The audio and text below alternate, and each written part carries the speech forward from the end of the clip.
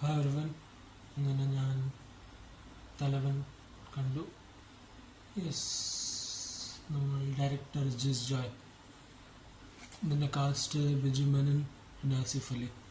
ആസിഫ് അലിൻ്റെ കുറേ പഴയ പിക്ചേഴ്സ്, നല്ല നല്ല വിജയ് സൂപ്പറും പൗർണമിയും ഇന്നലെ വരെ, സൺഡേ ഹോളിഡേ, ഇങ്ങനെ പല ആസിഫ് അലിയുടെ പിക്ചേഴ്സും എടുത്ത ജിസ് ജോയ് തന്നെ വെരി ഗുഡ് ഡയറക്ടർ. അതിൻ്റെ ആ സ്ക്രിപ്റ്റ് എഴുതിയതിൻ്റെ എക്സിക്യൂഷൻ പെർഫെക്റ്റ്ലി ചെയ്ത കാരണം ആ പിക്ചർ അത്ര പെർഫെക്റ്റ്ലി ബാലൻസ് ആയിട്ട് നമ്മൾ ത്രൂ ഔട്ട് എൻഗേജ് ചെയ്തിട്ട് കൊണ്ടുപോകും. ഫസ്റ്റ് ഹാഫിൽ ചില സീൻസ് നമ്മൾക്ക് തോന്നും അതൊരു ബിൽഡിംഗ് അപ്പ് പോർഷനായ കാരണം ഇറ്റ്സ് ടോട്ടലി ഫൈൻ.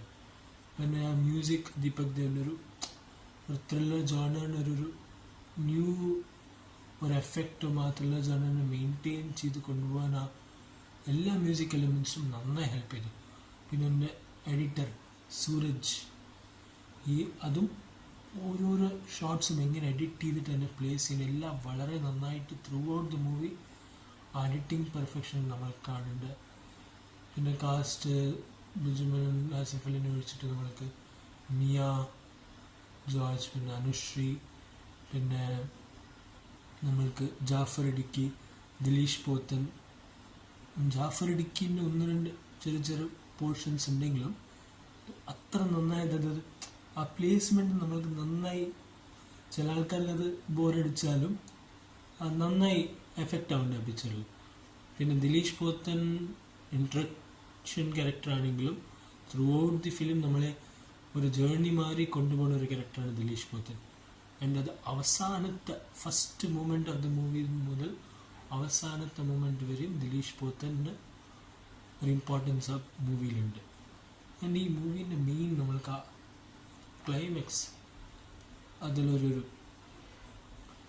ഒരാളുണ്ട് ഈ പ്ലേസ് ദ ക്യാരക്ടർ ആ ക്ലൈമാക്സ് പോർഷൻ സോ വെൽ.